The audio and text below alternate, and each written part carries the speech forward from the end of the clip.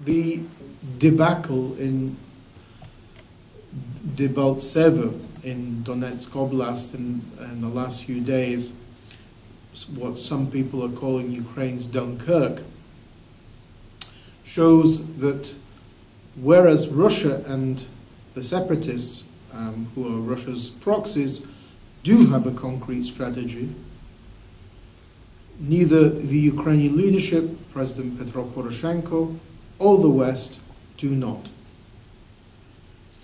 Russia's strategy has been very clear-cut, although neither President Poroshenko or Western leaders, Prime Minister Harper, President Obama, Chancellor Merkel, and the ineffectual President Hollande, have not been able or have been unwilling to come to grips with what this strategy is all about.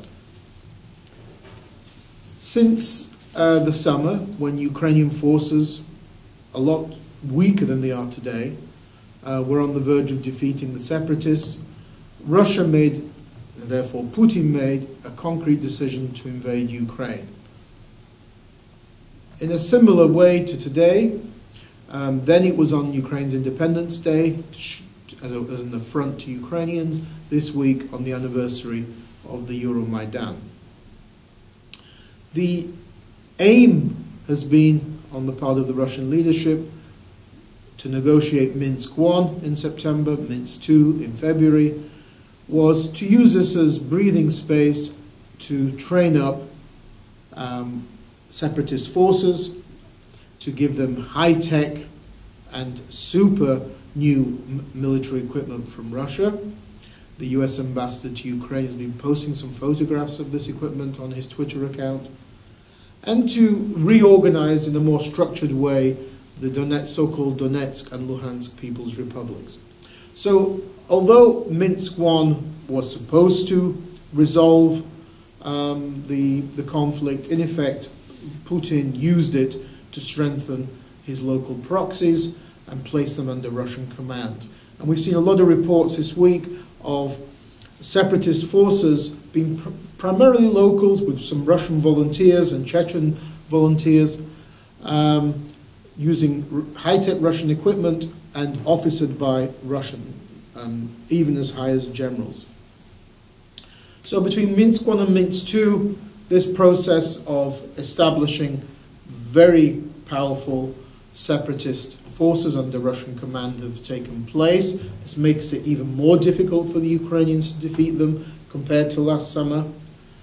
And this in turn has been backed by the takeover of key strategic installations, Donetsk Airport earlier, and now the Debaltseve railway junction.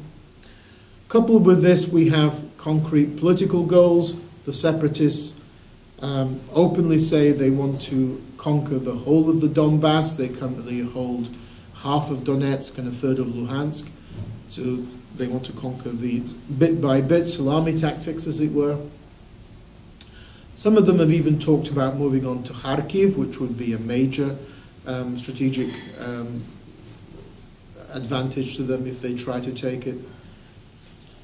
So that would be the separatist goal. So if the separatists haven't achieved that goal, why are they going to stop now, whether it's Minsk I or Minsk II? Putin's goals, again, are there for everybody to see, although Western leaders and President Poroshenko don't seem to want to see them.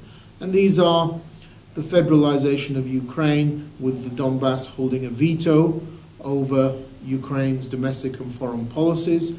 This is absolutely similar to a so-called Cossack plan proposed by Russia to Moldova back in 2003. Even then, the communist leadership of Moldova rejected the plan.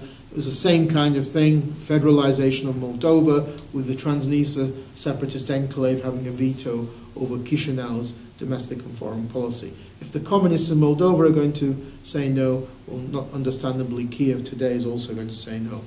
In addition to federalization, there's no question that Putin's strategy is also to implement regime change in Ukraine, to install some kind of pro-Russian government and puppet leader. This is helped in many ways by the incompetence of Ukraine's military leadership, because after the debacle in Debaltseve, there's growing discontent. You can read it in many Western newspapers about the way the troops were left to basically die, with lots of dead and wounded just left behind, and soldiers having to get out of their own, using their own wits, as it were, to get out of that encirclement. An encirclement that President Poroshenko kept saying did not exist. And of course, the final thing that, besides federalization, regime change, the final goal that Putin has is to ensure that this new pro-Russian leadership in Ukraine will renounce NATO and EU membership goals. So the separatists and Putin have been working on the ground between Minsk I and Minsk II to beef up their forces, to make them more professional. They have concrete political and strategic goals. What are the strategies of the West and of Ukraine leadership? I really don't see them. The West doesn't want to see Putin for what it is. Reality is this is a situation resembling 1938-39, where everybody is guessing, as they were guessing then. If we give Adolf Hitler the Sudetenland in the Czech Republic and Austria, will he then stop or will he carry on? The hope with the appeasement by the Western powers, by Prime Minister Chamberlain of Britain, was that there was going to be peace in our time. We buy off Adolf Hitler with Sudetenland and Austria, and he doesn't move elsewhere. Well, we all know what happened a year later when Germany invaded Poland, and then France, Holland, and Belgium. And the same today. The West is wondering, can we buy off Russia with the Crimea, maybe bits of Donbass, and then Russia won't move elsewhere. But the growing realization from NATO, British and other leaders is that the Baltic states are ripe for Putin's next potential move. So in that sense, is Ukraine going to be the same sacrificial lamb today as the Czechoslovakia and Austria were back in 1938? But beyond that, the West has no strategy. It could adopt, let alone sending military equipment, it could adopt far more tougher economic financial sanctions than it has to date. Edward Lucas, writing in the European Voice this week, talks about a whole range of potential leverages we have over Russia that we don't want to do, particularly the Europeans. He talks about the 10,000 influential and Russian elites, including people around Vladimir Putin, who all have their money stashed abroad, who have their kids at school in the West. And we're talking about Western Europe, not North America. And if we imposed sanctions and visa blacklists and cut Russia off the SWIFT, targeting those Russian elites, there would probably be a palace coup tomorrow in Moscow. But we don't want to, because that will hurt us. I mean, Putin's wealth, whether it's 40 billion as some say, or whether it's 200 billion as others say, is stashed away in Western banks, probably Switzerland and elsewhere. So we have leverages, which would have a tremendous impact compared to the far weaker ones we've introduced to date. On the question of Ukraine, well, the debacle or the Dunkirk of Debaltseve could potentially have higher casualties than that of Ilovaisk in August. Reports in various publications, yesterday in particular, Wednesday the 18th, talked about the Ukrainian troops having to get out as best they could without any help from Kiev, without any orders from Kiev, leaving behind dead and wounded, and with many prisoners in the hands of the separatists, whose fate we simply don't know what it will be down the road. Because some prisoners have obviously been executed in the past. Just this week, a video appeared of dead Ukrainian soldiers with their hands tied at Kiev at Donetsk airport, which would indicate possibly they were executed after Donetsk airport fell. The kind of, in some ways, lack of respect for those soldiers is now a potential problem for President Poroshenko. Many of them are disgruntled at the loss of their comrades, at the lying and deception about what was being saying in Kiev, right up until this week, that there is no encirclement of Debaltseve. Why did Ukraine need to lose so many lives? Why did it not pull back to a more better defensive position? This discontent in Ukraine is dangerous. Putin is riding high in Russia. He has 70% or so support. He's very popular for his annexation of the Crimea and for his nationalist, anti-Western, anti-American drum beating. If President Poroshenko's popularity declines, this will hamper him in his ability to mobilize the population during a war with Russia. And the discontent is not only growing about the various military debacles, such as Ilovaisk, Donetsk airport, and now Debaltseve. It's also over the lack of compensation for suffering terrible economic social conditions from progress elsewhere. And progress here, I mean, in the judicial sphere, the question of justice. On the first anniversary of the Euromaidan, there's still no progress in the fight against corruption. There's still no progress in finding out, putting people on trial from the previous regime. I mean, finally, in the last week, the former Party of Regions faction leader, Yefremov, has been detained. Finally. Why has it taken so long? But there are still others in the Ukrainian parliament, in the opposition bloc, who were at the top of the Yanukovych pinnacle. And nobody has been punished.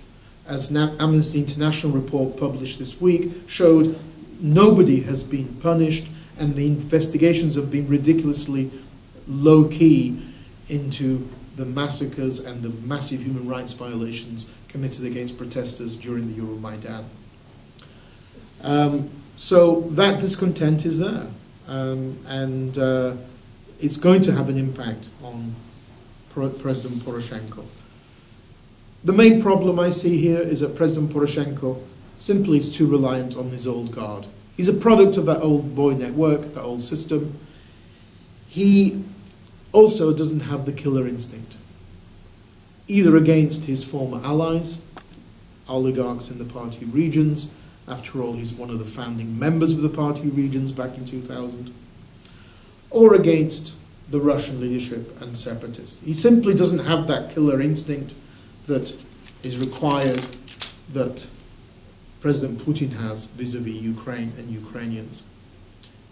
And many people are not only going to ask about Debaltseve, about the Dunkirk that Ukrainians faced, they're going to ask about why did President Poroshenko sign such a bad agreement? Why? I mean, you can always say no, even if it's required to do so to get IMF money. What are they going to do? Not give you the money in the end?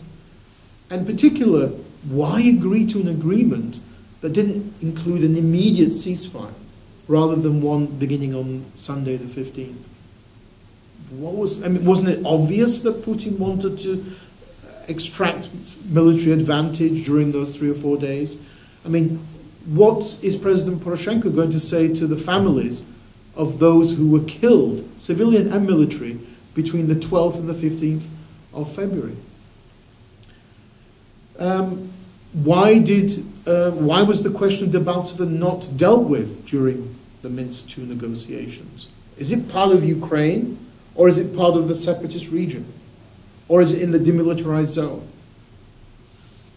Why did Ukraine agree to only resumed control of its border with Russia in 2016, permitting Russia, in the meantime, to continue as it has been doing between Minsk I and Minsk II, sending massive amounts of military equipment, either openly across the border or in so-called humanitarian convoys. And why is it only now, after the debacle in Debaltseve, that President Poroshenko is calling for UN peacekeepers? Why didn't he call for those during the Minsk II negotiations? The lack of Ukraine's strategy and lack of military strategy is now evident to everybody. It's not just to myself. It's evident to soldiers on the ground and to political and other experts in Kiev. Ukraine really only has 4 options here. And President Poroshenko should openly talk about these and either put them to public opinion polls, put them to discussions, or say, I support this or this. But at the moment, he simply is reacting to the strategy, which is very clear-cut on the part of the Russian and separatist leaders.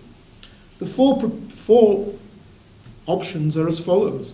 The first one is to capitulate, is to agree to the separatist and Russian demands, hoping that this then ends everything. Ukraine then becomes basically a Russian colony. It won't be in Austria, like some people are talking about after World War II, a kind of neutral buffer zone, or a Finland even. It'll be a Russian colony with, in effect, a Russian satrap, Russian puppet in Kiev. That is what Putin is seeking. The West is not countering that to any real effect, although there is hope that with the collapse of Minsk II, that maybe the US now, President Obama, will change his mind about the delivery of weapons and training.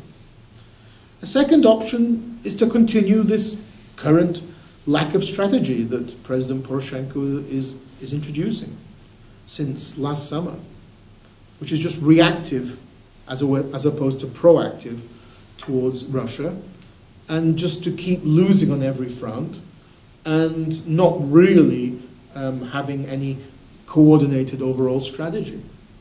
And that's another one.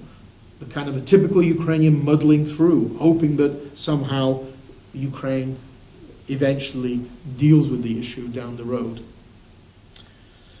Third option is to consolidate the country by proposing the holding of a referendum in each region, in each rayon, each region, local region of the 2 oblasts of Donetsk and Luhansk, on the same day as the local elections, which are supposed to be held next month. And the referendum would ask a clear-cut question. Do you wish to be part of Russia, or do you wish to be part of Ukraine? And it will be decided by not a majority of 50+1, but by 2/3 constitutional majority, which would be the same as in the Ukraine referendum of December 1991. And then we can see which areas of the Donbass want to stay in Ukraine and which don't. Because the last thing Ukraine needs is a frozen conflict inside Ukraine. The separatists, ironically, want to join Russia. They don't want to be inside Ukraine. Let's give it up to the population to decide. And then if the eastern part of Donetsk and southern part of Luhansk opt to join Russia, then if that is going to be a good solution, maybe that's a way out. Certainly, it will be very provocative. Certainly, many Ukrainian nationalists, especially those who have lost colleagues in the fighting, will be very angry. But I think at the popular level, including, by the way, in West Ukraine, which has been very poor in its take-up, in the sending of people called up for conscription, West Ukrainians have not rallied to conscription and the same extent as Eastern and Southern Ukrainians, because I don't think many Western Ukrainians really want to fight for a region of the country that they don't really see as Ukrainian, Donbass. So that's potentially one option. I mean, how do we even think about dealing with the region? Because the current strategy point 2 would be to try and defeat the separatists and their Russian backers, which is today far more difficult than it was last summer. But if we even did that and Russia pulled back,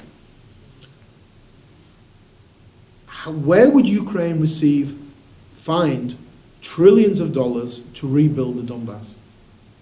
The apartments, the civilian infrastructure, economic and social infrastructure, factories. Where's Ukraine going to find all that? And if it throws money at the problem, we know very well that a lot of it's going to be stolen in that part of the world. So even if we reconquer the Donbass, who's going to pay for it? Putin wants Ukraine to pay for it as a frozen conflict inside Ukraine. Another really strange thing that Poroshenko agreed to in Minsk II, the resuming of the payments of social benefits and pensions to the region. And secondly, even if Ukraine reabsorbed this region, how is it going to deal with the population on the ground? Many of the people living in the Donetsk and Luhansk so-called People's Republics hate us. They've been watching Russian TV for 2 decades at least. They really do believe that we're agents of NATO and fascists, and they've probably seen many of their colleagues and friends and family, maybe soldiers killed as well. How are you going to be able to re-educate these people if you reconquer the area to sort of make them less Ukrainophobic? That's going to be a massive task in itself, and Ukraine doesn't simply have the facilities for that. And this has been made worse by the fact of very bad military tactics on the ground. When both sides lob artillery and rockets at each other, usually it's civilians who get hurt the most. And that inevitably is going to lead to bad blood on both sides. So Ukraine could capitulate to Putin's demands and the separatist demands. It can continue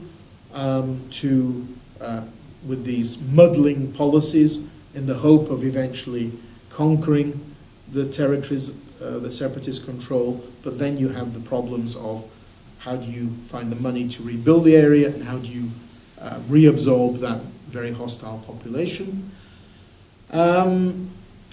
You can have a referendum, possibly, on each region. It will be very popular in West Ukraine, on each region of the Donbass, deciding whether they wish to be part of Russia or part of Ukraine.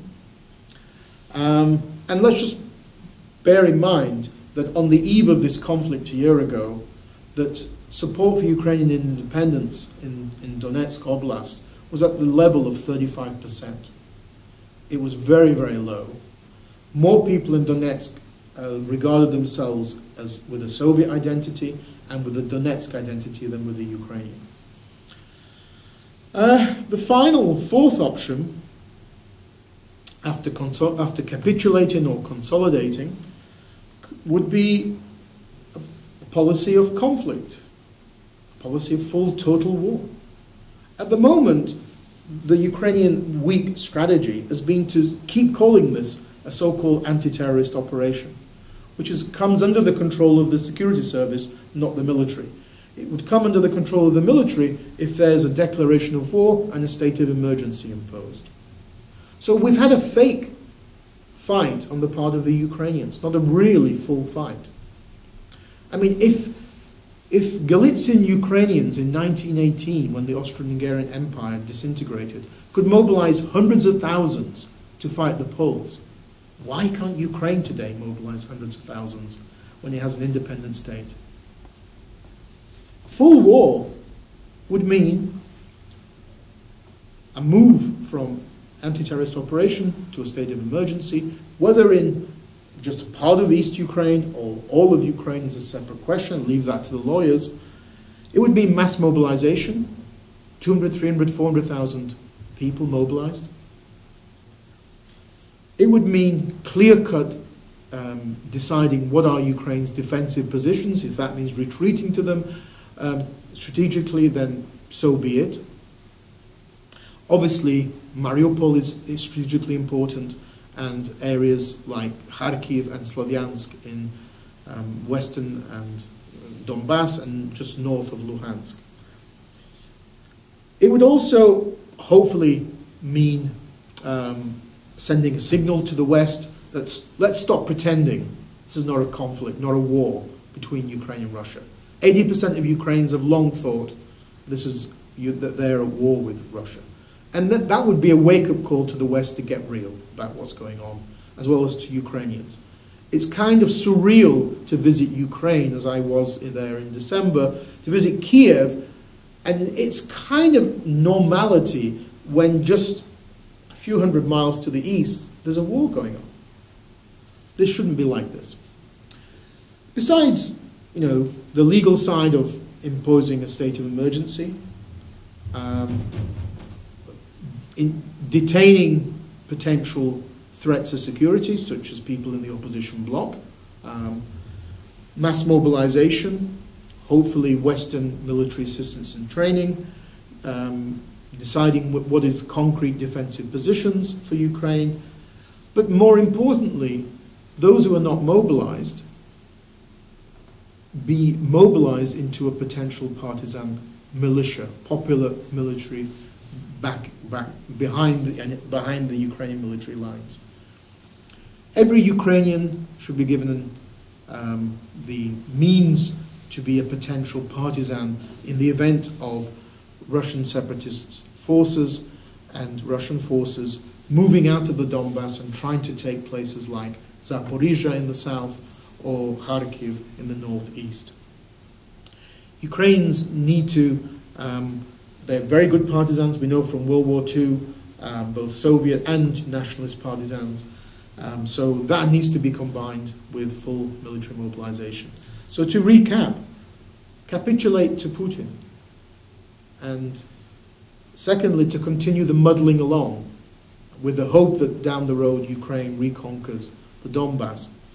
But the muddling along and the failures of the military political leadership could actually lead to the first option of capitulation.